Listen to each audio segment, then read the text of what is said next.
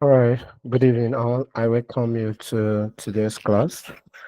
I would have to say that it is a lot of effort from every one of us here to gather once more for us to learn and to progress in our goal to acquire cybersecurity skill. I still want to state the obvious, which is we all came from different backgrounds, and certainly cybersecurity is applicable whether you are trying to be a specialist that's to work to make a career out of it, or probably you are someone else, somewhere else living your career or doing something different. It will still be applicable in that area. It will help you to be able to protect yourself, if not even an organization.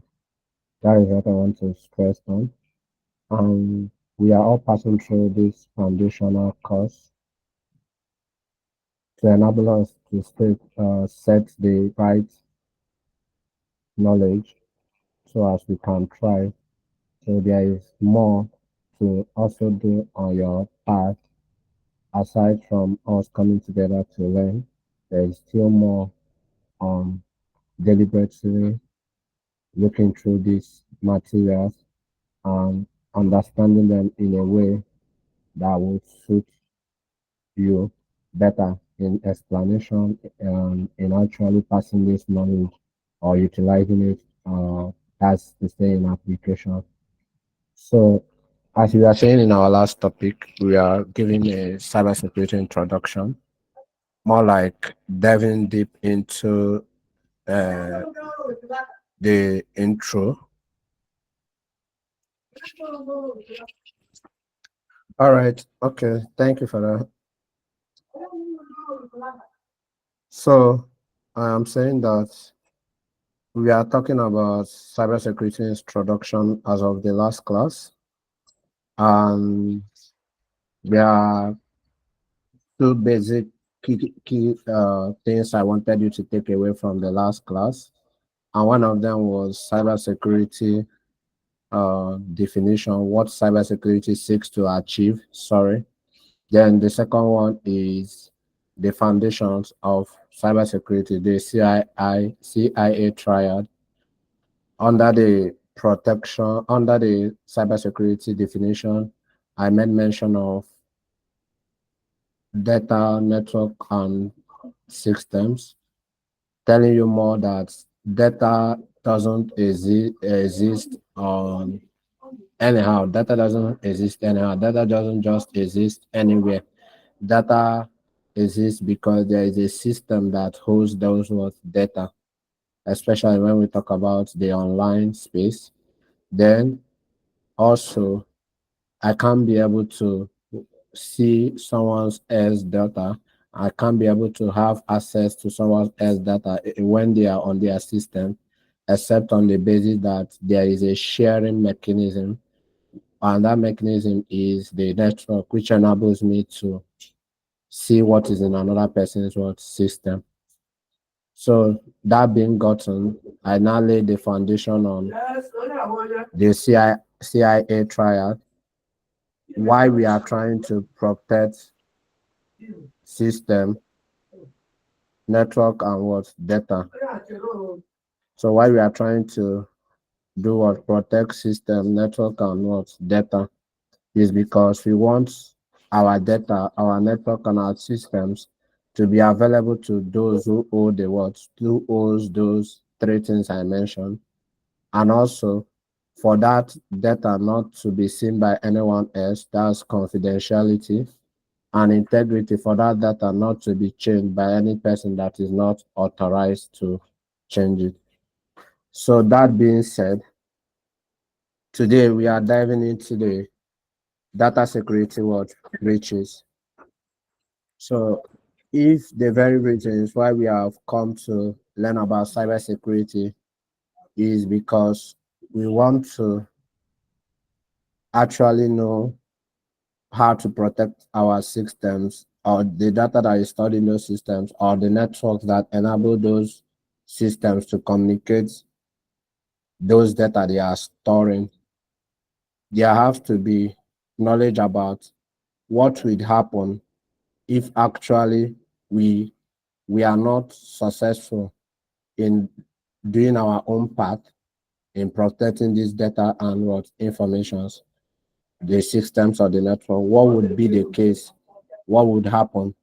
So that is why we are exploring data security breaches, to know the potential things that would likely what happen if we are not successful in our strategies, if we didn't actually come up to take responsibilities by becoming a professional or having this kind of knowledge. So that is why we are talking about data security breaches. And we will thrive from there. Okay. So we can't talk about security breaches. We can't say that somebody have had access to our data or has gotten a hold of our data without talking about these two things, which I treated also in the last class. And it is called vulnerabilities and what exploits. So for data breach to occur, for somebody to have access to the data they are not meant to have access to, there have to be existing things which are vulnerabilities and what exploits. Vulnerability simply means the openings, the opportunities that exist for an attacker or a cyber criminal to do a what, to do an exploit. Those loopholes that can be in your software. When I talk about softwares, I'm talking about the things that enable your system to what functions, those applications that you use. But also, we also talk about the hardware. That is the system itself that holds what does what data. And likely, we also talk about the networks. That means the thing that makes us to be able to share those data from one system to the what another. So there has to be an opening. An attacker have to be see a weakness. So if you can think more vulnerabilities as weaknesses that people see out, even as individual persons, that we have weaknesses, and those weaknesses oftentimes are used by people who are what who are close to us. So when they do those kind of things, what they are actually doing is they are leveraging on those weaknesses. And in cybersecurity, what we call it is exploits. So when somebody uses something that they know about you, the certain weaknesses that you have against you, you call it people are using it against you. In cybersecurity, then we call it what exploits. They are trying to take advantage of you in our usual language. So the same also applies in a computer system. Security vulnerabilities are simply weaknesses that are found in your bid to store data, or the systems that store those data, or the network that enable those data to be communicated from one point to the another.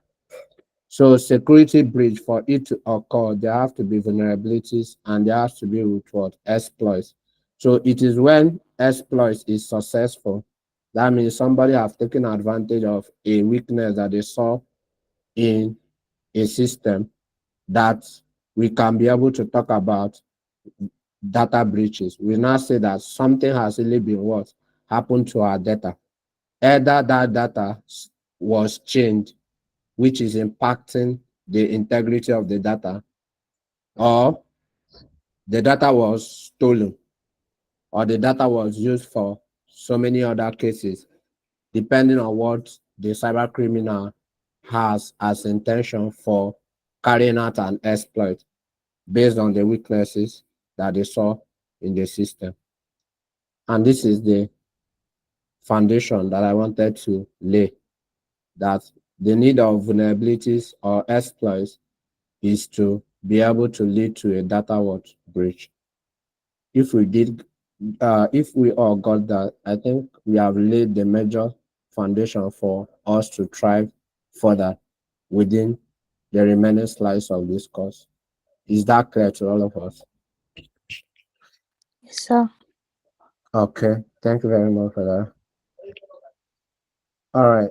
So when we talk about vulnerabilities, when we talk about weaknesses that you can see in a system, or you can see in a network, or you can see in a data that is being stored in a system, there are categories of these weaknesses, and those categories, we call them loopholes, we call them vulnerabilities, weaknesses, loopholes. They are classified majorly into two, right? Sorry, that was might be a mistake. That should be one and two itemized. Sorry. I will have to fix that before I send you the slide. I didn't notice that. Sorry for that. So there are hardware vulnerabilities, and then we have the software vulnerabilities. So a system majorly have two things that make up a system that stores what data. Either we are talking about the software, or we are talking about the hardware, that's the system itself, or we are talking about the softwares that make those systems what run. So it's not just enough for us to have a hardware. There have to be something written that tells those hardwares what they ought to what do. And those things are the things that we call what softwares. They are written, they are coded, or yes, coded, and then they enable these hardwares to what function. They tell them what to do in a manner that what will be able to achieve a particular task. So having known that every system that exists can, talking about, they will have hardware vulnerabilities and they will have what software what vulnerabilities, simply means that if a weakness is existing in the hardware, it is because during the course of the design, the developer, not developer now, the person, the engineer that did what, that developed this hardware, couldn't know that there are likely things that weren't put into considerations. And then this hardware had in it, when it came out to the public, had in it flaws. And these cyber criminals were able to, by the means of the knowledge, tactics that were available to them, started knowing that there are some flaws that are in the hardwares that help us to what store our what data. So when they come of those knowledge, they use those knowledge against those systems that have our what data stored on them, and they now have access to our what data. That is to say that hardware vulnerabilities often arise from design flaws. That is to say, from the engineer that developed such a what hardware. At times, it is not really because of the engineer made a mistake that a weakness existed in a hardware, but most times, many a hardware become what obsolete. That is to say that due to the current technology advancement, those hardwares, as of the time they were built, they can't keep up with the recent what advancement. Let's check in our individual homes, check all the hardware that we had access to, and how these hardwares were developed or were changed over a period of what time. You would know that if you are not keeping up, there are some issues that you would have noticed over the period of time that this hardware will start having.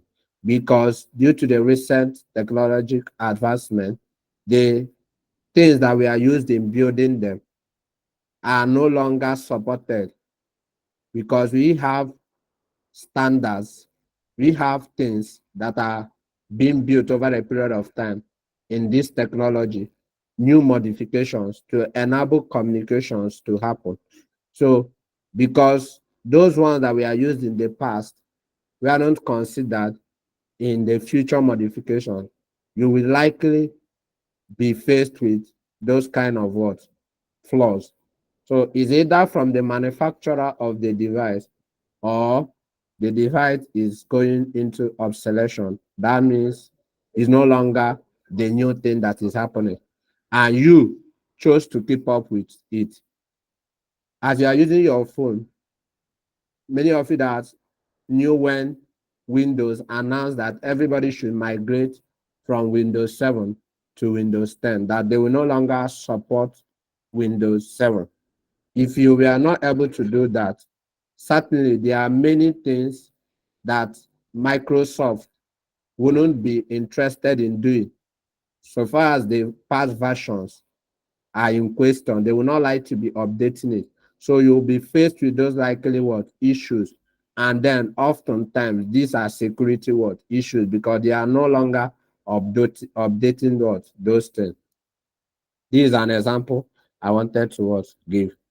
Then when we come to the software vulnerabilities, we now talk about the applications that will run on those systems, which majorly one of them is the operating system that controls virtually every other applications on running on a particular what system.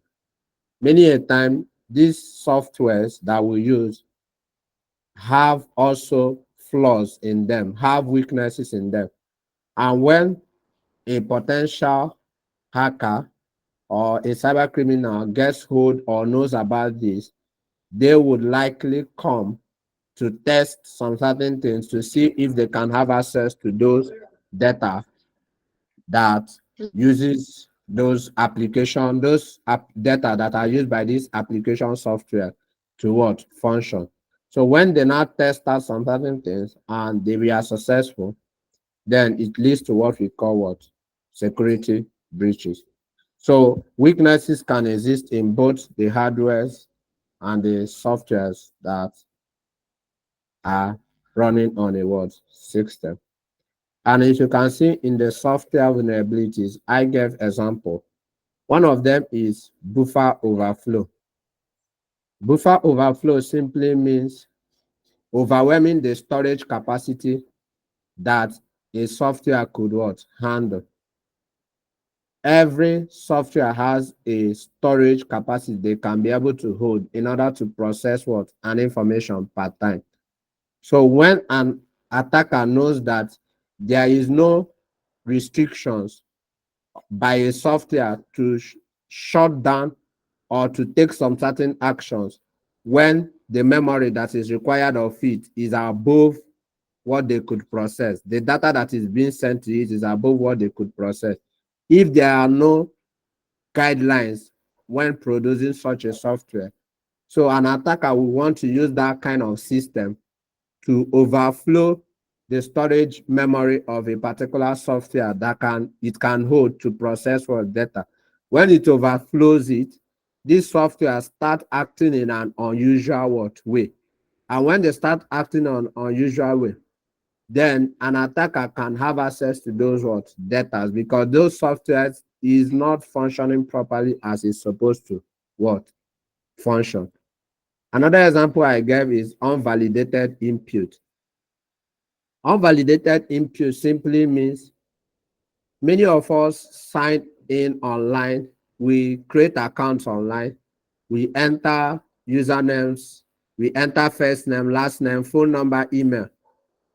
Have you imagined if you are trying to submit an email and that email you are trying to submit didn't have at the domain name of the email? Oftentimes we use Gmail.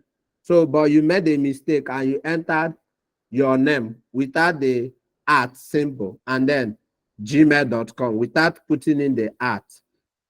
So if you are able to submit that kind of details and you didn't receive any warning telling you that, wait, your email is not correct.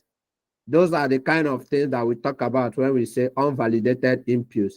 There is no check on the kind of data we are collecting to ensure that the user is entering the appropriate data or placing a restriction At times, it can be a password that requires you to enter a minimum number of characters, including uh, letters, alphabets, and symbols. But you are not able to do that. So what happens is that immediately you want to submit those kind of details, it is being flagged by the what? By the software. So if there are not something like that when it comes to a software, then there is an issue, because an attacker can be able to enter in any code that will be able to exploit some data that are stored in what? Those softwares. Because these softwares were built with what? Codes. So if there is no validation on the kind of inputs that we can take in or the software can take in, then a person that is knowledgeable about how this software work can be able to enter in a code by means of trying to create an account in those software or trying to send data to those software. And that code that they send will be able to get out some details or data that are stored or those softwares are what using. Then the third example I gave is access control issues. Access control issues simply have to do with not giving or giving someone access to things more than they should have what had access to. Can I give an instance? Is in the case of somebody who is working as a customer support personnel. So, and a customer support personnel can be able to access administrative data, or can be able to access financial data. But by the role description that was given, a customer service person only have to have access to a customer data. And aside from that, they are not meant to have any access to any other data. But now, when a customer service personnel was employed in a company, by the virtue of giving them access to systems or software that are required for them to work, they were able to access financial data, which is meant to be handled by finance department. They can see what everyone is owing as what is being paid, as salaries. Meanwhile, it's not meant to be what? So they have to be a way in which every person can be assigned a particular data they are meant to use. So there shouldn't be any point whereby any person is given more privileges than they ought to have when it comes to the use of softwares. So in cases like that, when somebody has privileges more than they are expected, if something happens to that person's account, likely, if an attacker is possibly gets access to the login details of such a person, we would be faced with the issue of losing out on sensitive information because somebody was careless enough in an organization. So that is, in a simplest way, talking about access control issues. Are you all with me? Or have I lost you? I can still Yeah, repeat. with you, sir. Okay, thank you. Am I over explaining these concepts? Should we rush this thing? It looks like I'm repeating myself over and over again, but okay, all right, okay. Okay, so having known that there are vulnerabilities existing in softwares and in hardwares, having known there are vulnerabilities existing in softwares and hardwares, can we now know what security breaches are? So security breaches simply means when an exploit has been carried out. Exploit means taking advantage of a vulnerability I've already said. Then it has successfully occurred. There is an exploit, there is an attack on us. And now somebody have access to our data or our system or our network. We have successfully noted that a breach has occurred because this person is not really meant to have access to this kind of what information. Apart from those who work in an organization, any external person, maybe we didn't sign any contract with the person, and they are having access to applications, data systems, or networks.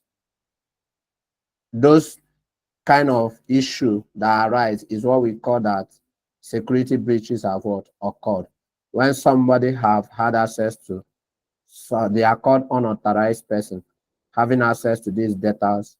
They are, we can simply say that security breach have what occurred. So that is the simplest way we can say this. We can give instances with you locking your house and leaving your house. You are going about your business, and when you came back, you just noticed that your padlock has been opened. Your house that you left locked is now open. Likely, this is the same thing also occurs when we talk about organizational data networks or systems. Whenever an organization happens to notice that someone else, which we didn't give permission to, is now having access to the information that we hold confidential, we can simply say that a security breach has what occurred. The very one that has happened to us as of recent in Nigeria, everyone has seen it. I think most people have seen it. Is when when GT Bank has an issue of security what breaches. So that's a major thing news that we heard, and then we are concerned in so many ways of what actually did happen, what really happened, what did these people have access to? Did they actually get hold of the entire network of GTB? Did they actually made away with some customers' data? Did they actually shut down the systems and made away with everything? We wanted to know what exactly happened. So, but we are not interested yet, though we'll get there. We are interested that somebody have had access to our system, somebody have had access to our data, or somebody have had access to the networks. That is what we are interested in at the moment. Once any of these things happen, security what breach has what occurred. Before we now start talking about what was taken, what was made away with, or something of that nature, we have to simply know that whenever somebody have had access to information, data systems or network they are not meant to have access to, we simply say that a security what breach has what occurred. So moving forward, what are the implications? Because if we know the damage that breaches poses to us, we can be able to know why we all came as cybersecurity specialists or why we are all learning to become one. If we know the implications, we'll start thinking in the light of what could be done, what knowledge and skills and tactics is needed for us to be able to prevent against this. These are just 5 of them on my slide, but there are many of them. But I feel like these are essential to help us in our discourse. First thing is reputational damage. I want to, well, this will have been more of kind of interactive, but it's okay because I'm still getting your feedback one way or the other. Reputational damage. If, for instance, as a customer, which you are, and you are using GTB Bank, and you heard that there was a recent security breach that occurred, what are your fears? What would you feel? How will you feel? Would you love to, or let's just say that it occurred, and then you heard that due to the recent thing that happened to GT Bank, that everybody that have money in that GTB would be given 50% of whatever amount that they have. I'm just like saying the scenario that this bank has been disrupted by a security breach. That means they don't even have a way to get back. Of course, it will be hard though because GTB belongs to Fugas. If you know what Fugas mean, it means more like the strongest banks that have a kind of link with each other, more like they have economic stance. So they belong to Fugas. So that means even if anything happens to them, they have a backup plan. Fugas simply means I don't know if I'm going outside this thing. First Bank, what is it called? GT Bank, Access Bank, Zenith Bank, uh, I think that should be Union Bank. I forgot what that you mean. So these are the five strong banks. So, but I'm just saying in this case of something happening, would you love to entrust your money again to such a bank? That is what we talk about when we say reputational damage. There is no person that wants to hear a sad news about what they felt like they gave to somebody and the person couldn't handle it with what care. If you are able, you as a person giving somebody your phone and they returned it with a broken screen, would you be able to trust that person again to give them your phone? That's the kind of things we say when we talk about reputational damage. So this has the likelihood of bringing down a company trust from their customers. Their customers will likely run away. Their customers won't want to deal with them again. So this is likely the same thing that happens when a breach occurs. Nobody wants to deal with you again because you are no longer creditable. You are no longer have trust. What you said that you are going to protect, you aren't able to do it. Another implication of breach is the damage or destruction of data system. More of talking about these attackers having issues or coming to have access to your data or system. They can choose to destroy those data that it becomes unusable, that nobody can use them again. If an attacker came to your system, for instance, and that beautiful things, many of you have professional things, regarding your career, or even your certifications or something of that nature, something that is important you are keeping in your system. An attacker was able to have access to it and deleted it. And you know that this thing is irrecoverable, that you don't have anywhere else it is stored. So that's the kind of thing we talk about when we say vandalism. We talk about the destruction of data systems, the data systems or the networks. So it ruins everything. Somebody just the whole years you dedicated to building your life to get a certificate, I think that was 4 to 5 years, and somebody came and tore that certificate. And then let's assume that the institution don't have any policy that say we can be able to give you back your certificate in the case of loss or damage. So that's the simple thing that breaches does. When somebody is unauthorized and they have access to your systems, network, and what data, they can be able to pull it what down, and that what ends everything pertaining to your livelihood or the company you are trying to what build. We talk about theft. Somebody can take away your something that is of an essence and very important to you, and then make it available to the public.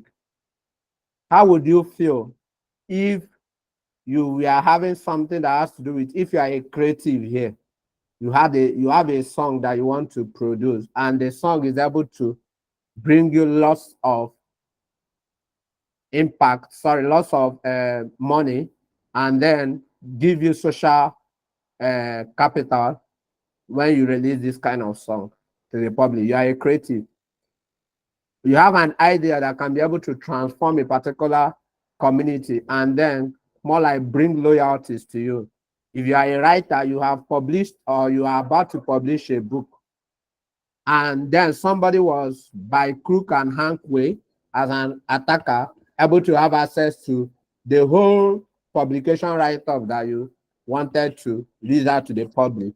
Maybe you wanted to do that on the 20th tomorrow, and the person got access to the data today and was now able to publish that book, and people started paying him for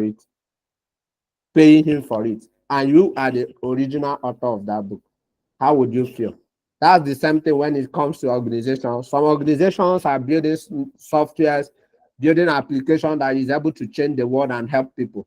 And these attackers would leave them to continue doing this for over 1 to 2 years, depending on how the organization have started this development or how far they have gone in this development.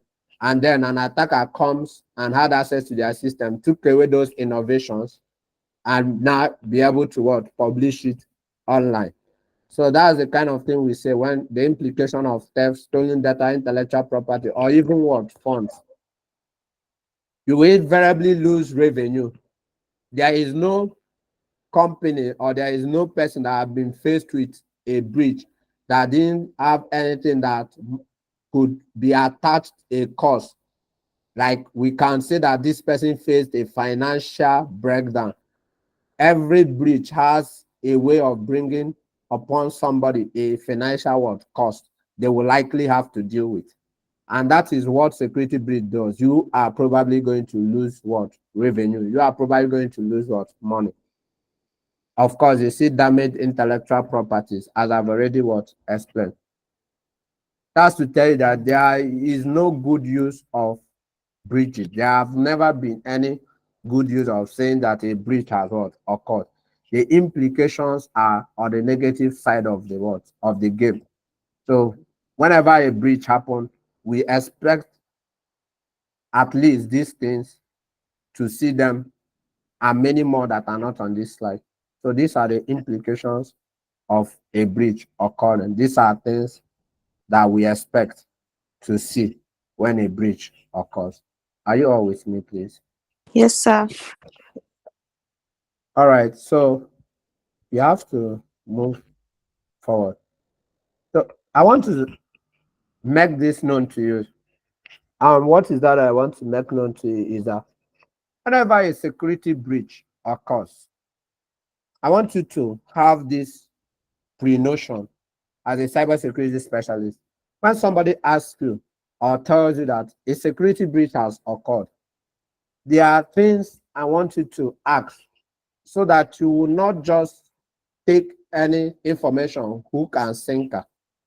You just have to ask as a specialist you are. Even when your manager or maybe a customer reported that, hey, I just happens to notice that I'm not having access to my data any longer. I can't access something of this service. And I feel like a security breach have occurred. You will hear such a thing in most cases. What are the fundamental things that you have to look out for? You have to ask for. They are preparing we all for they are preparing us because I'm still among the people they are preparing as well. Because every day is more of trying to learn, unlearning and what relearning.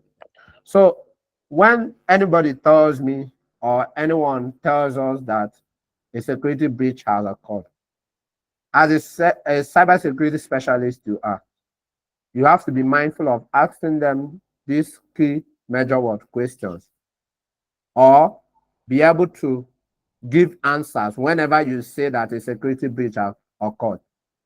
Have it within yourself to present something that is valid and information that any person can work with. Because when we start answering this question, it helps to make informed decisions about security breach that has occurred. And what are those key questions is what really happened? You will say a security breach occurred. What really happened? Can we know to the extent of what you are talking about when you say that a security breach has occurred? So the person can tell you that, hey, as of Tuesday, yesterday, I was using my username and password to log in, and I accessed this service as of 6:59 p.m. yesterday. But this morning I came back and the same password I've been using, I've been trying to use it and it's not working. So with such an information, somebody has presented you with a scenario of what happened. I'm just using an instance of the nature of the breach. But when we come to a company saying that a breach has occurred, you have to start telling the story of why you feel that something wrong has happened, because that is the only way your managers or the stakeholders in your company or the executives will better understand what you are what saying. So I can narrate a story, and that could explain what recently what happened. So you can say, as of yesterday, 6:59 p.m., our website, our company website was running what? Well, not until this morning on arrival of work, I noticed a message from a customer who sent in a message saying that they can't access our what?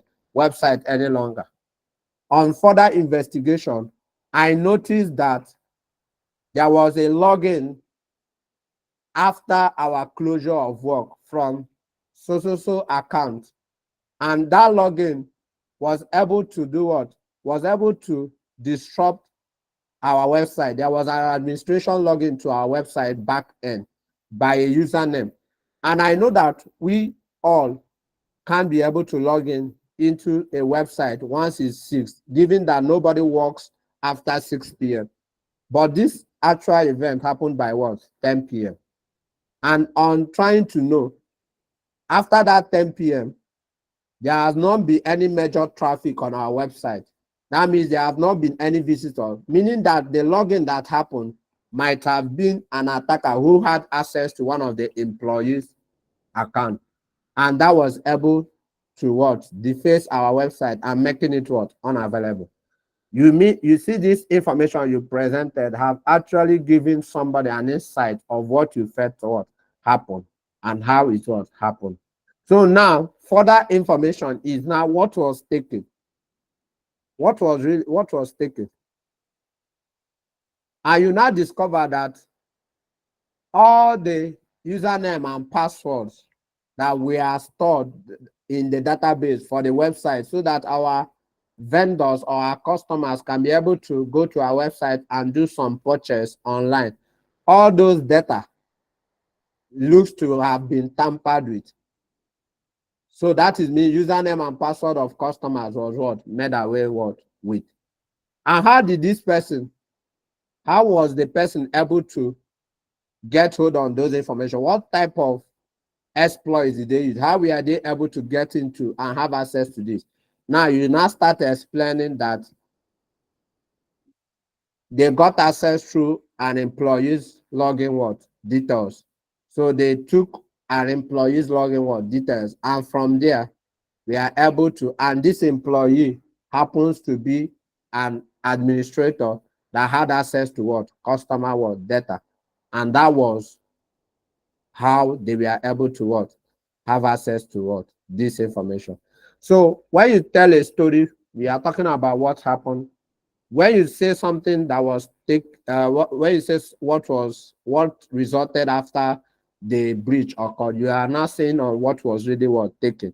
And when you talk about how something was able to happen, we are not talking about what the exploits that was used to do to carry out the attack. And then the last form of thing which would help us in reevaluation or putting things right is the last form of question is what measures could we have what taken?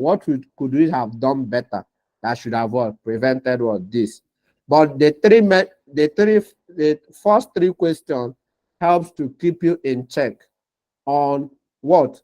On the major questions you have to ask anyone or you have to answer in order to properly present to anyone whenever you say that a security breach has what? Occurred. Are you all with me? Or have I lost you all? Yeah, you're with us now. Yeah, with you, sir. All right.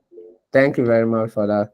So, given that, you can be able to ascertain information that has to do what? That has to do with security breach. If you can properly see the image, I want us to have this kind of talk. Like, let's assess a particular scenario. We got a news on a newspaper that a hotel data breach, that means customers' data were what? Taken, affects millions of what? Guests. That means access to the database of a hotel was done by an unauthorized person. They had access to the database of a hotel that was in what? Operation. And if you read the story, Claire, this story was adopted from Net Arcade. That's Cisco.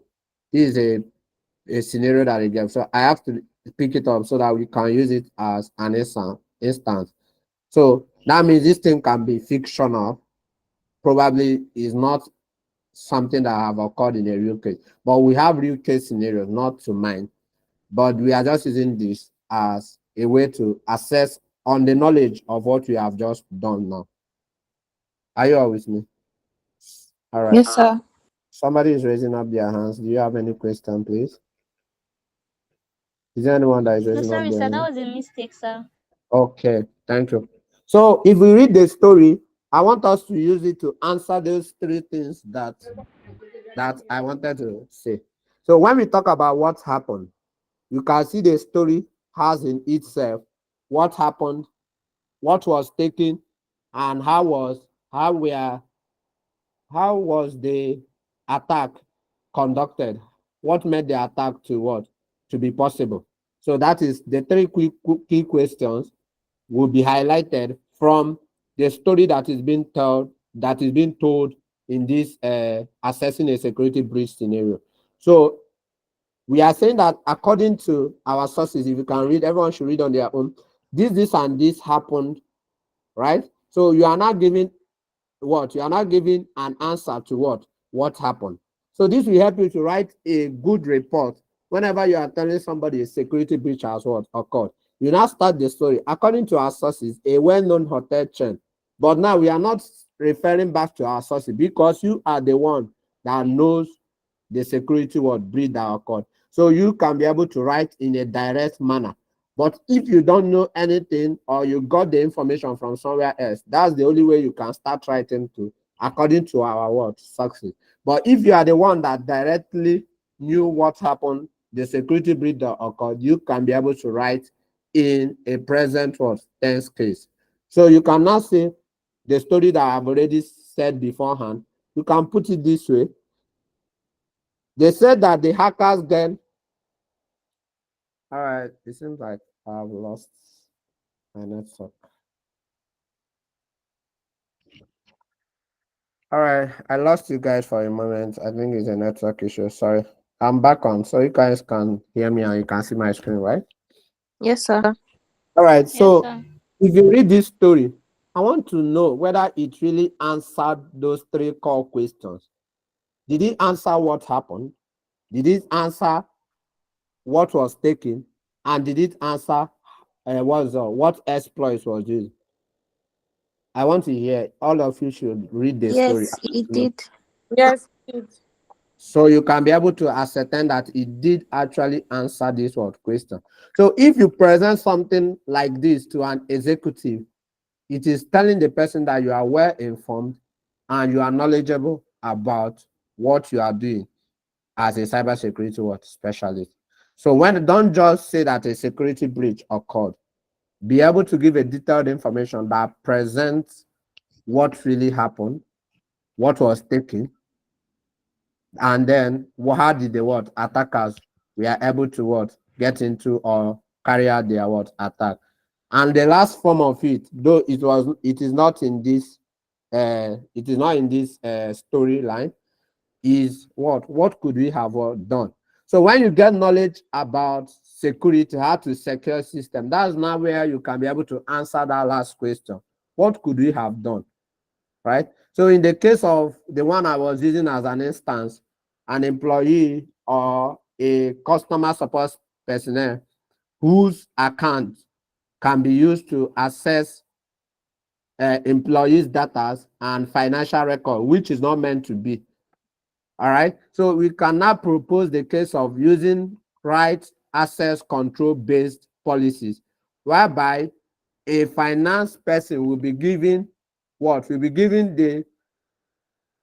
given access to the information that they only need. They shouldn't be given access to more than what they need. So we should restrict information purely by role based. Everybody that has a role to play should have information that pertains to that role. Somebody shouldn't have an information that they are not going to have make use of in their what in carrying out their what responsibility. Now you are proposing what you are proposing on what we could have what done, because we felt like why these people were able to have access to this thing is that they had access to a customer care support specialist that was not careful enough, and they wrote their login details on a paper and then put that paper in a waste what dustbin, and then we threw away that what waste dustbin. And there are people who are called people who go to waste that you throw. When you throw out waste, don't think you are safe. When you throw out any waste, it can literally bring out information that can lead back to what you important information.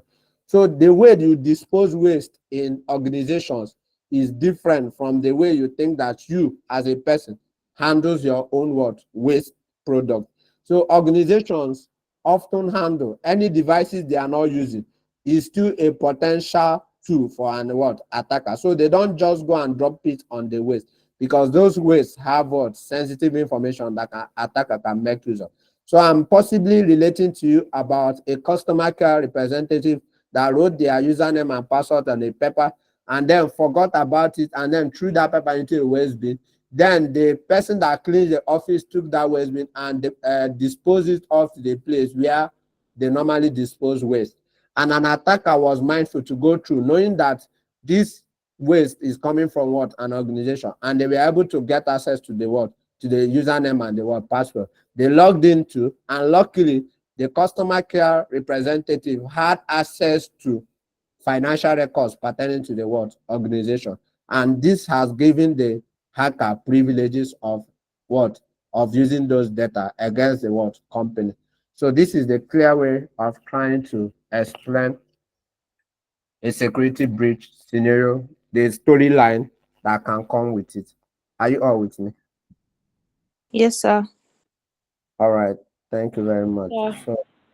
So here is the thing I want you to do for yourself. This is what I want you to do for yourself. I want you to do this for yourself. I want, first of all, there are two things I made mention of when we started on Monday. Is it on Monday? Sorry, Tuesday. I made mention of two things. One, your LinkedIn account, to talk about ev- everything pertaining to your career you are doing, whether you are learning something, tell the story, talk about it, tell somebody the place, take people from the journey, like how you have started your journey, take us through your journey process. It helps to tell somebody that you are a work in progress. And when it's time to be able to get a role or to apply for things, there are people who have already observed you over the period of time and they might pick interest in you. So I said LinkedIn, if you don't belong to any social network, belong to this one. This is a professional one for any person who is a career person. Don't be ashamed, don't be hidden. Talk about what you do. And the second thing I told you all is on portfolio. Portfolio simply means evidence that have that you have done something related to a particular field that you said that you are working on. So those are the things I want you to be able to do for yourself. The first thing I want you to do is to search for 5% security breaches and document your what findings. And these are the things that I want you to document. They are highlighted as the date the security breach occurred, the affected organization, what was taken from the organization, what exploits were what used, how to prevent this security breach. But if since I've not talked about security measures and all those things, I might not really what is it called? You might not really have I might not really have an interest in that for you to do it. But if you can do it, it's still okay. So, but I will still tell you how to do it. For instance, if you notice the exploit that was used in carrying out a security breach, you can simply browse on how can we prevent this kind of what exploit. So if you notice an exploit was used on a particular organization, you discover that had a security breach. So you can simply browse how can this kind of exploits be prevented, and it will give you a way. So for those that are willing to try out on how to prevent such security what breach. Then your reference source. Where are you getting your information from? As you can see, these have you can put them in a sheet, either Excel sheet or I think when I told you to create Google Drive, then that means you'll be using Google Sheet. So it's one of your portfolio on learning how to search. Research is one of the foundational thing skill set that you have to have as a cybersecurity specialist. You have to be able to seek for information and get out very minute details from those information. Is that clear? Yes, organizations in Nigeria. Let's focus on ourselves, please. Can we focus on ourselves? Organizations in Nigeria, recent security breaches in Nigeria. We shouldn't go further than that. Is there any person that is there anyone that has questions on Sorry, what I sir. just said? I have a question. Sorry, sir. Go Yeah, ahead, yeah. sir. You can So go please, ahead. I didn't get the list. You said five things to note down, right? That the date of the security breach and how it can be prevented and how did it happen. So I didn't get the other parts that you talked about because I can't see your screen. I think it's my network. You can't see my screen. Sorry. Yeah, All I right. think it's my network actually. So you can just You help me know, state them we again. know we discovered we said something on the key questions, and those key questions are the things I want you to now be able to answer. So if you if you if you do what? If you go and browse about recent security breaches, be able to get out the incident date. That's the date that each security breach occurred. The organization that was affected, what was taken, what was taken from the organization that was affected. How did the attacker or how did the cyber security criminal did the attack? That's the exploit that we are what used. How to prevent this security was breach, and then where you got your information from. That's your reference for source. That's the things I said I should get from it. For those in sorry, I forgot that we are from different um, countries in Africa. So for anybody that is not in Nigeria, use your own country to browse on the recent. I want you to be specific on how you can help your country. So let's be specific. Before we can be able to talk about Africa, let's talk about how we can help our own country. So do it for your country. Praise, you're raising up your hand. Any question?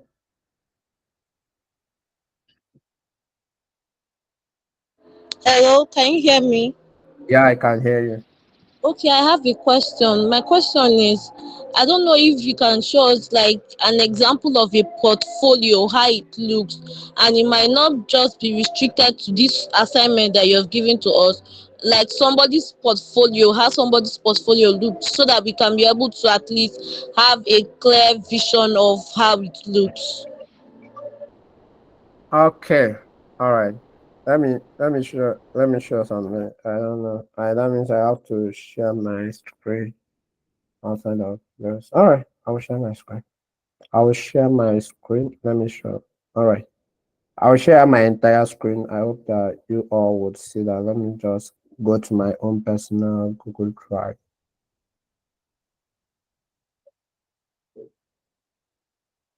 All right. So you can see you can see my drive. You can see my drive, right? Yes, yes, you can see it. Yes, sir. Yes, sir. We All can. right. These documents here, this is how I organize everything I'm doing pertaining to my career, my work life, personal balance, and every other thing. As you can see, this is cybersecurity. This is one course. These are just the but what I just want to show you is on cybersecurity.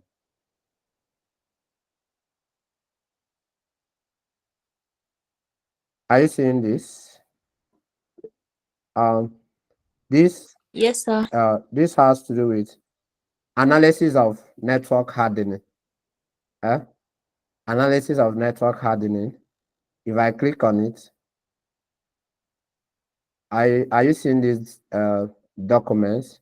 The documents Yes. I'm able to generate from analysis So of. I can't see your screen. Okay. Is that you can't see my screen? All right. So you all can see my screen now, right? Yes, I can see. Yes. I can So see your screen. what I just did is pertaining to cybersecurity, I created a folder, and in that folder, any kind of related uh, exercises or activities I do, I will put them inside that particular folder. So as you can see in this cybersecurity folder, I have analysis of network hardening, analyzing network attacks, analyzing network layer communication, apply filters to SQL queries, apply OS hardening techniques, conducting a security audit, use of Linux command to manage file permission, use of the NIST cybersecurity framework to respond to security incidents. All right?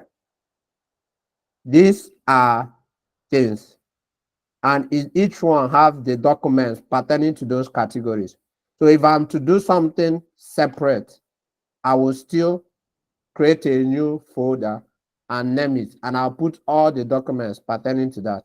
Let's use this conduct a security audit. These are the files I was able to use to conduct such an audit. This is just to be able to tell what is in place in an organization and what is not in place in an organization. That is what this security audit was all about. And as you can see, I have 4 files. One of them was telling me of the storyline about the organization and everything about this Bochum toys. Let me show you. This is an Excel from Google. All right. So this is the whole documents I was working with that told me everything about this company, what they have in place and what they don't have in what place. All right, this is it. So when I read through those things, all right, so this enabled me to uh this enabled me to do what we call controls and compliance checklist. All right. So I was able to do an assessment on the organization, and I was able to tell the organization what they did. So I told them that they have not implemented least privilege. I said no. Disaster recovery plans is no. Password policies, they have not yet done it. Separation of duties, no. Then they have implemented what? Firewalls. They have not implemented intrusion detection system. They have no backups. They have implemented antivirus software. So this is able to help the organization. When they read through this, they can be able to know what they have done under each categories of the assessment I was doing, right? Eh? So this is just it. Then after the whole thing, you can now be able to give the organization what? Recommendation. This is under conducting what? A security audit. So what a security audit helps an organization to evaluate, to know what is in place, what is not yet in place, and then what they could what, do better. So if you're able to evaluate an organization to know what they are doing well and what they are not doing well as a security analyst. So once you have done something of this nature, you can be able to share it with a potential recruiter when they ask you about what have you done, even though you have not had a real life what is it called, cases, but due to you have taken courses and you have done life practicals, it have told the recruiter that you have knowledge about what you are talking about. So as you do, or as you upgrade through learnings and trainings and then internship, you can be able to gather and build your portfolio more and more beyond what you're already doing at the course of this training that we are doing. I hope you well understood that. Is that okay with the person that asked the question? Yes, sir. Sir, please, I have another question. All right. Okay, my question is, for this portfolio that you just showed us, if a Yeah. company asks you to send your portfolio, how do you, like, what do you send, or how do you send it? Do you send your entire, like, your mail or your drive, or how do you send it? All right. Look at what I will do. What is it? Uh, if you guys, oh, the first thing you have started out with is researching on security breach. Let me share my screen. Sorry. Uh, all right. I'm not sharing my screen, I guess. So, uh, all right. So let me share my screen and show you something. We still have some other things to do, but it's better we are all on the same page. Okay. So for instance, if I'm just like you all, if I'm still like you all, what is it called? The first thing I would do is this. As I've started my cybersecurity this thing, I'll create a new folder in my drive. I said that doesn't mean the drive is the only place you can keep your portfolio. And I will name it what? I will name it what I am, what cybersecurity portfolio or whatever. All right.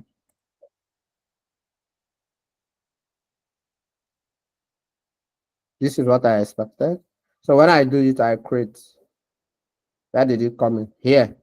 As you can see, it's empty because I'm still starting my career or I'm still starting my area of specialization. So since I've given you all assignment, all right, and the first thing I will do is create a Google Docs folder based on sorry, this is not a Google Docs folder. Sorry, create a Google Sheet folder, and then I'm just showing you like what I was expecting you all to do. This is the little aspect of it, and I will name it researching on security breaches. All right, I've named it. So I will now put in those things, incident date, huh? Incident date. What else did I say you should put on there for those that have been taking that note? Incident date. What else? Affected Organization affected. Identification. Organization affected. So and I would do what it. I'll do it for till I feel in then. And there is something that needs to be yes, though. Um, insert one column to the left. I'll put SN since I said you should number five. 1, 2, 3, 4, 5. five. So let me assume that date is date, but date incident date was 5th of so I will not say organization affected GT. So I've done this. I have especially let me put one other thing, self. Are you getting? I want to put one other thing, which is source. Though I didn't. So source means where I gathered my information from. Let's assume I gathered my information from here. I'll copy this link, eh, based on my research, and I'll paste it here. Hmm? I can reduce this using. Uh, then I can increase this. Huh? So I'm just giving you an instance. You have done all the whole assessment. You have fixed them in, right? So I'll close this. Are you seeing this? This thing have already kept itself here. Eh? Yes, yes. So let me assume I did so many researches. Eh? I will say research. Research. So I'll create a folder called research. And maybe I've noticed that there are related researches I've done pertaining to cyber research is a skill set on its own for you to generate documents and talk about something. So I'll put this thing under my what? Research. Why is it not going? All right. Okay, it has entered. Right. This is one thing. So if I do another thing, like let's say we have conducted New folder. Um, is the network affecting us? Can you still see my screen and hear me? Yes, sir. I Yes. can. Yes, So, sir. so new folder. I don't know why this is not. All right, but just this, I'm done. Let me just assume this is the only thing I have. I'll go to my drive. Are you seeing this cybersecurity portfolio? I will click on this, the three dots. Are you seeing share? Are you seeing share? Yes. Then you Yes. click on share. When you click on share, I don't know why this thing is not popping up again. Let me refresh. Sorry. Refresh.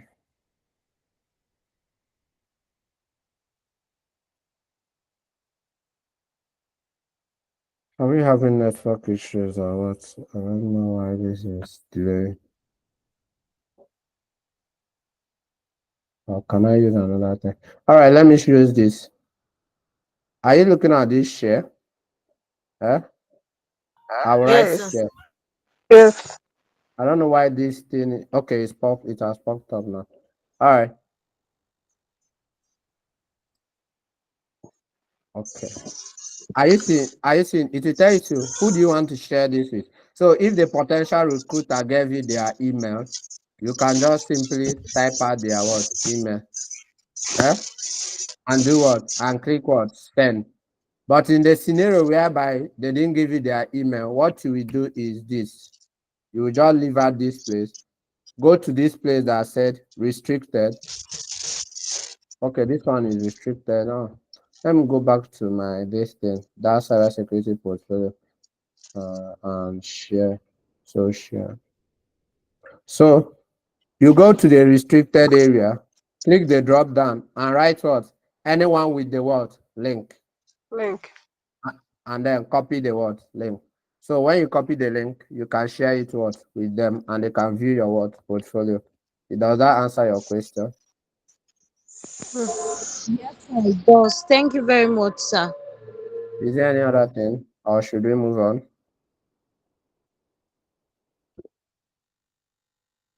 Is there any other thing?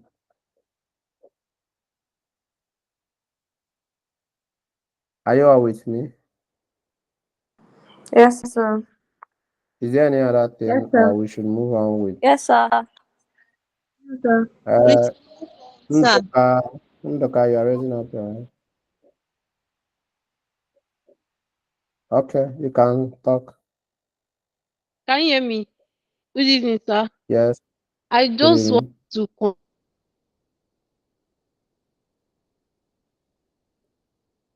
confirm to send your slides to the group, Abby, because I could Is not that see your screen for that you want to portfolio confirm live what? something. I said I want to confirm you're still going to share the slides to the group chat, because I will not see your screen My when you're showing slide. that portfolio live assignment. Yes, Yes, yes, I because I will will. not see your screen when Uh, you're showing that portfolio live assignment. Yeah, Okay, thank you, sir. I will share my slide. I will share my slide. Is there any other All thing right, thank or we should move on? Or are you guys tired? We should close for the week, for the day. Please, Should sir, we move on? um, the source you talked Hello? about, is it the same as reference source? Is that? The source you talked about, the one you gave instance when you were trying to like create that portfolio for us, is it the same as a reference source? Yes, it's the reference source I'm talking about now. You give us where you got your information from. So when you browse about that, you will click on a major website or a major forum or article or what. So when you that article enable you to pick out the various details. When you pick out those various details, incident date and everything, so you just have to go and copy the URL of the source and keep it there. So it tells somebody that this is the source you are getting. You are not the one reporting directly. Assuming it happened in your organization, you are the one, you are the source, you are the one giving the direct report. But for now, you are reporting on what somebody else said. So at times, most organizations, when they are faced with security breach, they will report it on their website. So it's even much more better when you get a source from the person that said this thing happened to them, than you are getting it from somebody else that was reporting that this thing happened to such an. So it is the source that determine how valid that information that you are getting is. So are you all with me? Or I'm running too fast or something of that nature? Can we move on? You Yes, can. we can. All right, thank you very much. So I think that's all on this. This is summary and conclusion. So when I talk about summary and conclusion, I want you to okay, I'm not sharing my slide, that's true. When I talk about the summary and conclusion, I want you to pick out something from this whole thing we have done today. This I want you to pick out something from this thing we are doing today or we have done today. And what are those things? They are one, security breach will only occur when a vulnerability has been what? Exploited. Security breach can only occur when a vulnerability has been what? Exploited. And for any person to understand properly and prevent any security breach, they have to be informed about those three key or four key questions being asked for you to be able to respond to any security breach that has occurred, or to be able to even write a concise report that says something. You have to be key on answering those 3 to 4 questions I mentioned about. I say the first thing is that security breach occurs only when an exploit has been carried out based on what vulnerabilities that are existing in the world system. And also for you to be able to give account about whatever you say regarding a security breach occurring, you have to be able to answer those 3 or 4 keyword questions. Thank you very much. That's it. Ayomide Adetola, you want to say something?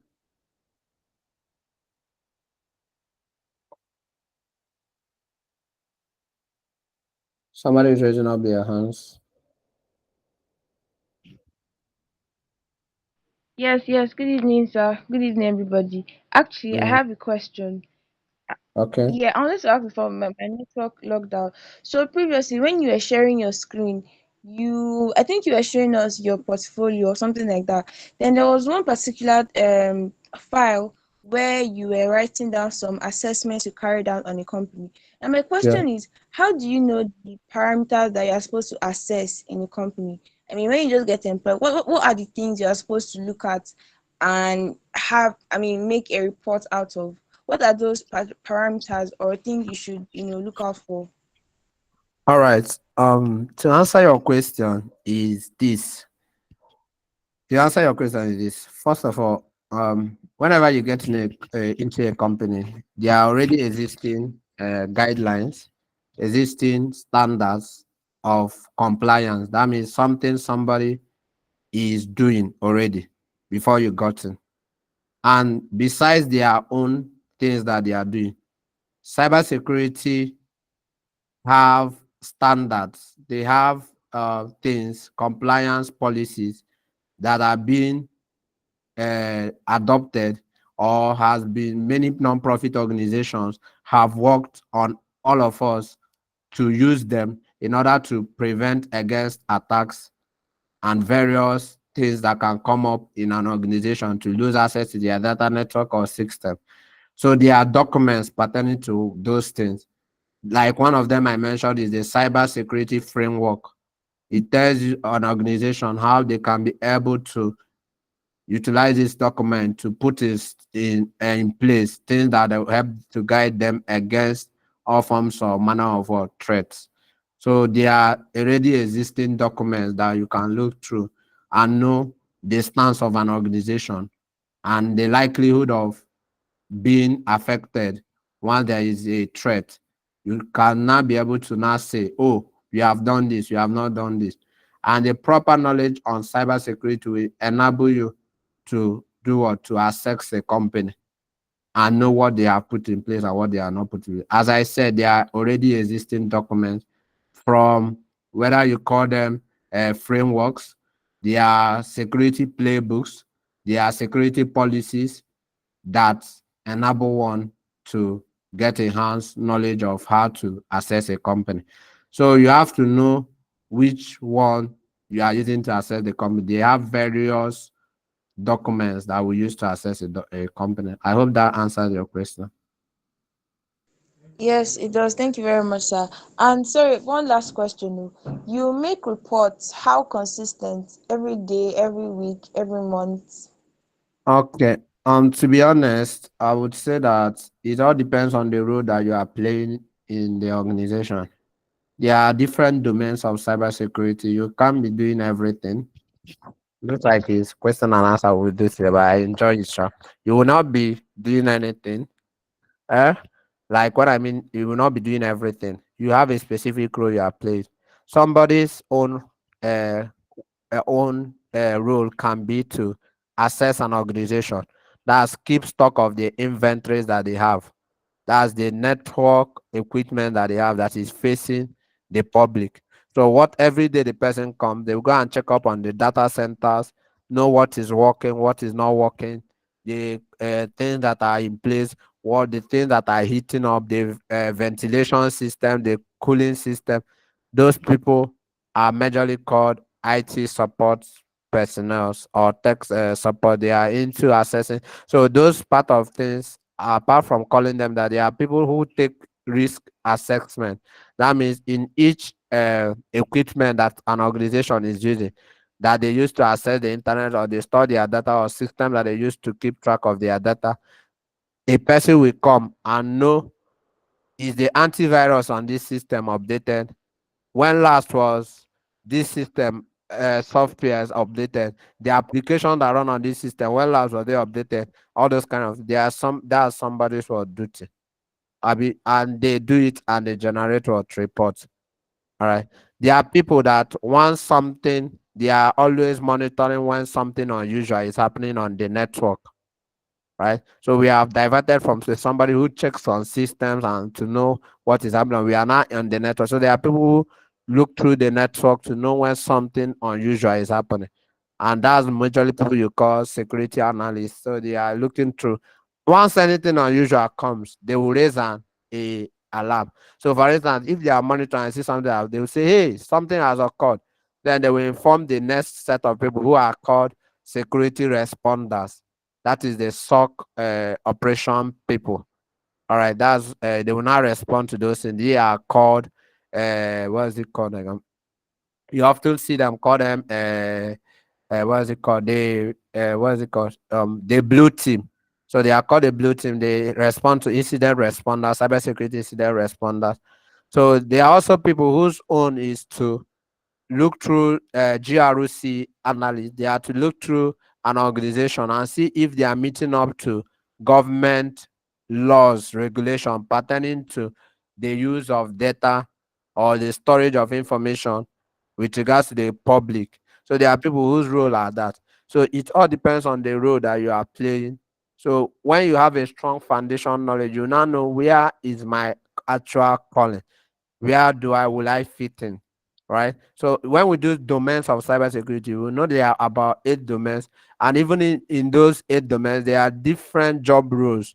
So the job role you have will determine what you will actually be doing. Cybersecurity is not like you became a cybersecurity specialist and you do everything in cyber. Oh, no, no, no, no. Everybody was called to a particular place that they are meant to what function. I don't know if that answers your question or you have something else you want to say. No, it's fine, sir. But just for clarity's sake, so so it's safe to say that as a cybersecurity personnel, you are supposed to be checking your systems regularly, maybe like every day, just to make sure that everything is safe and up to date.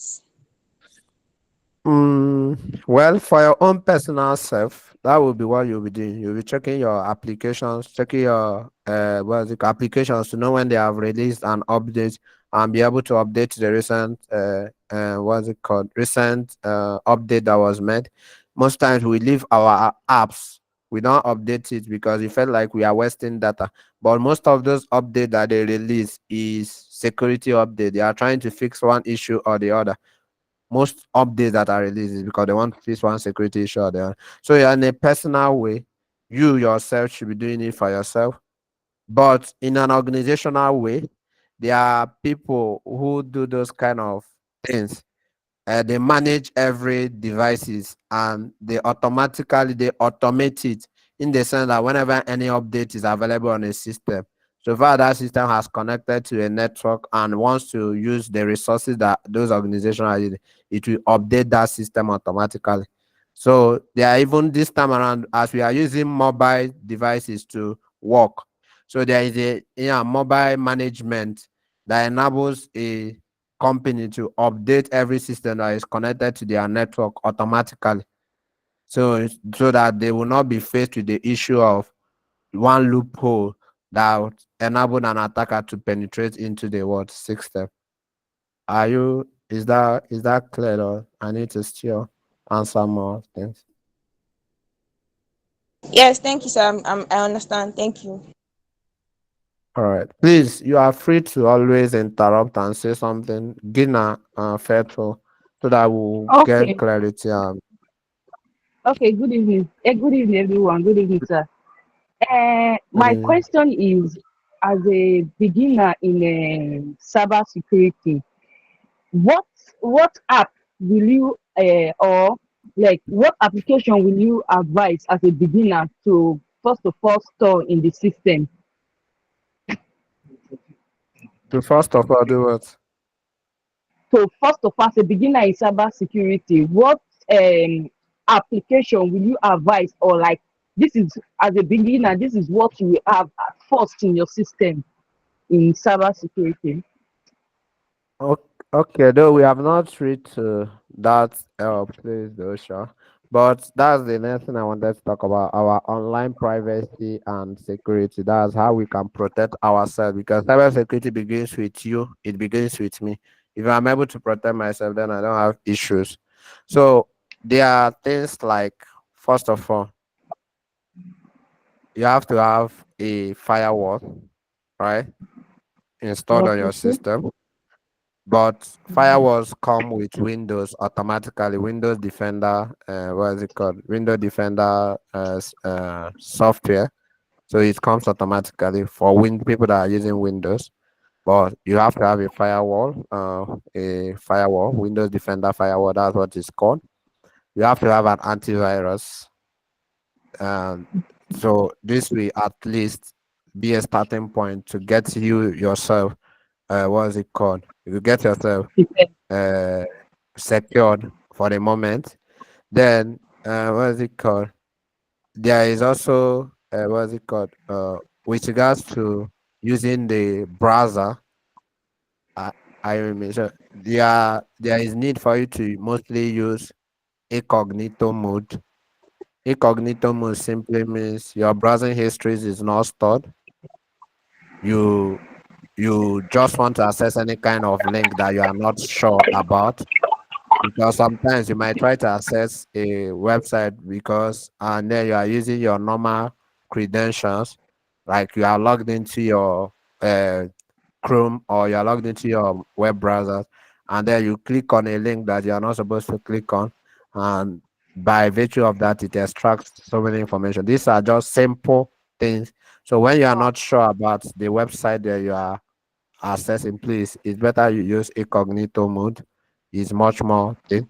Then on your browser guard, most of the browsers now have something that is called browser guard.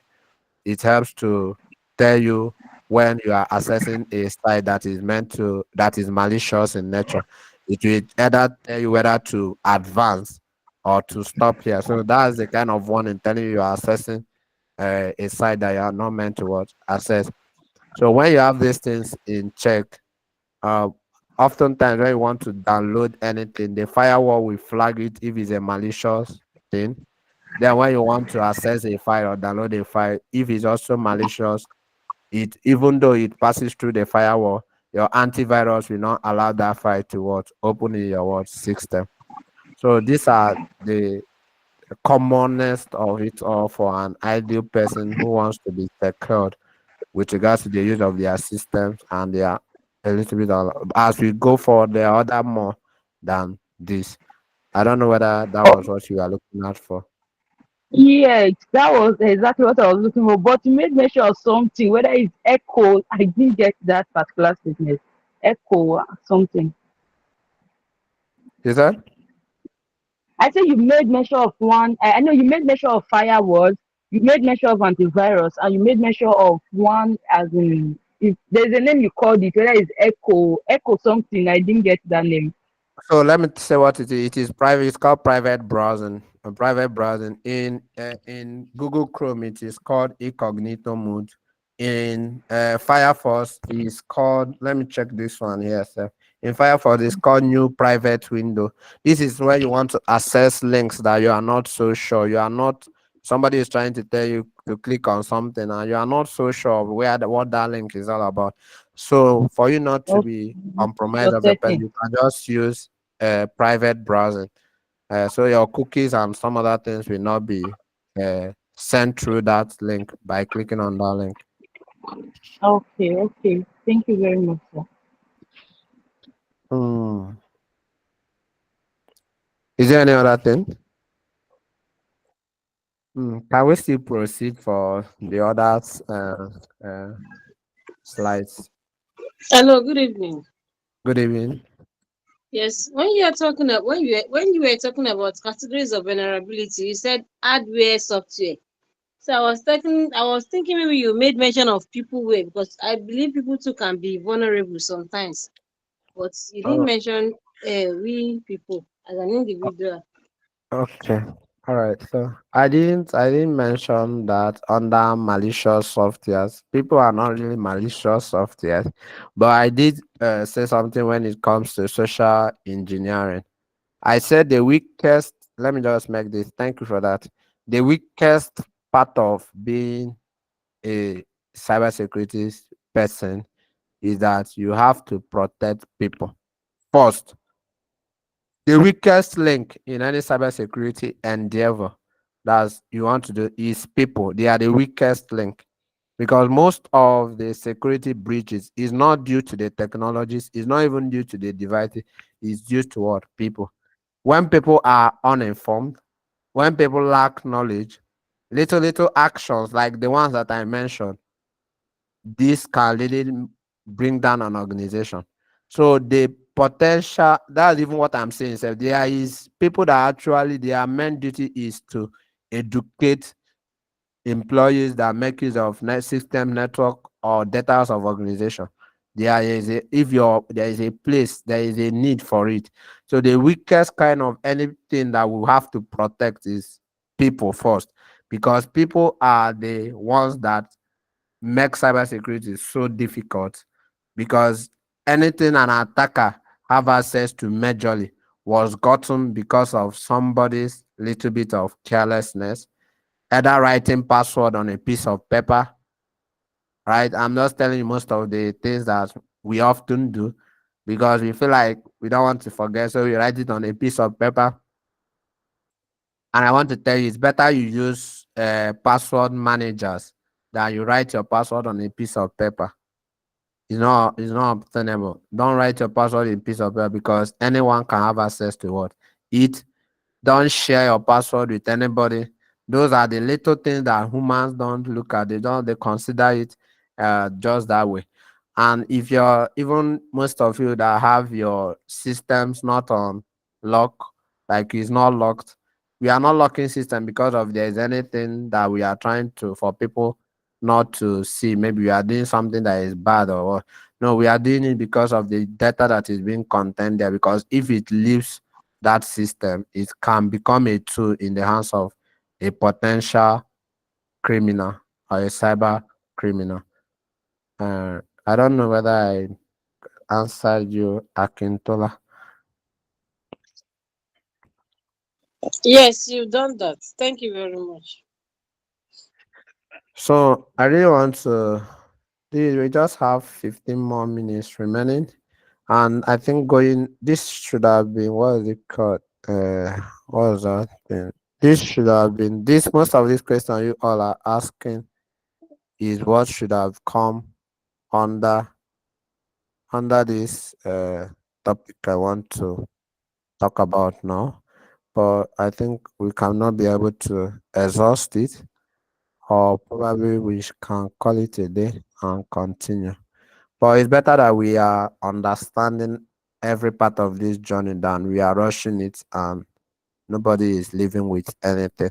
So this should have been the topic I wanted that you guys have all asked as question: data privacy and security.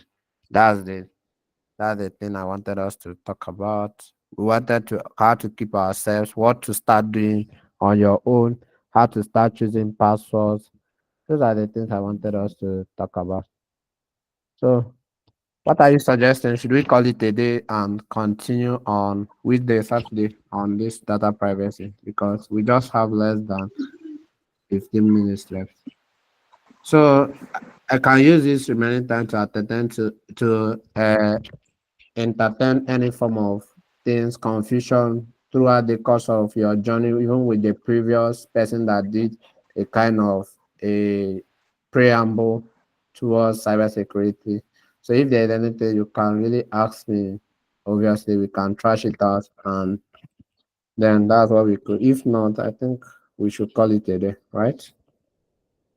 Right, let's call it a day, sir. Let's go to this, sir. Thank you, sir. Okay, all right. I don't know. Is the what is it called?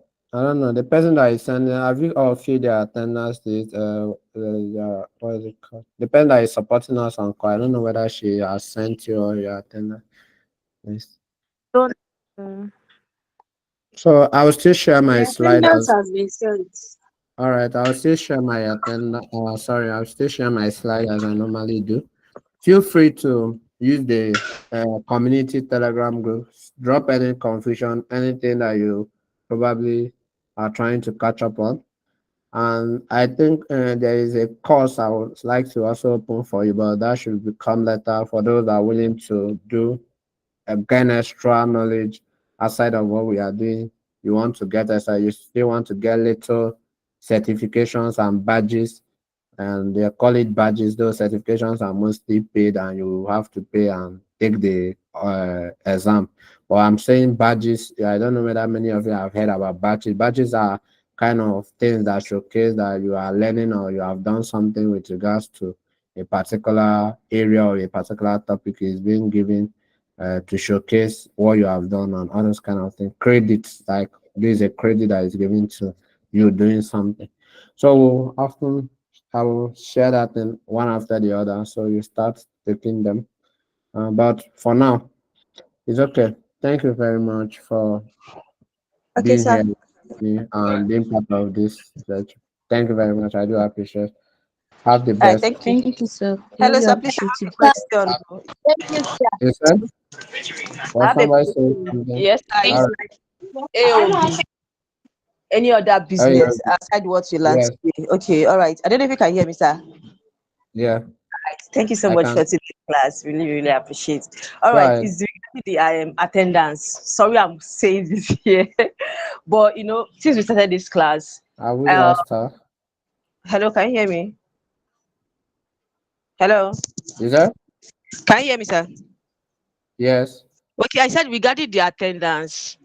Yeah. Since we started this program, this will be I think this will be the fifth class we're going to be having, and Yeah. this is just the second attendance we've taken. The reason why I'm asking this question here is because when we throw it to the group, we don't have answers to it like before now, so I don't know What if is you can it? help I don't know. that. Somebody should have answered this question. Was they are No, we uh, don't have attendance. We've not seen attendance, but what I'm seeing on the form now is okay. Fifth class for tower of this thing, cyber security class. But I don't know. This will be the second attendance. So I don't know what happened to the first, second, third attendance. Please, I don't know if you can just relate this with your team. Because I know on the group we actually asked that question when we started class, but we did get answers to that. So let's not be that maybe they must have sent it somewhere and we did say I don't even know. But I know I'm always on the group trying to figure out this particular side. So I just want you to just act on our behalf, just for us to have clarification on that. All right, I will ask the program organizers on that so that I will have a reply to give you. But besides that, every other question that you have that I can provide you answers with, I will do so. I read your chats as much as everything. I will give those answers to you. Once you drop them in the Yeah, group, I will answer you. I yeah, read I know those chats. that. I try Yeah, my best to do. So yeah. I will ask them. So All is right, there thank any you so other much, sir. No, no no, no. problem? Yes, sir, thank you. Any other person? Favor Trauma, you are raising up your hand. I don't know. Or you have brought it down. No, sir, it wasn't a mistake. Okay, no problem. All right now. Have a good day. Enjoy your evening. Thank you. Bye. Thank you, sir. Thank Thank you. you, sir. Good night, sir.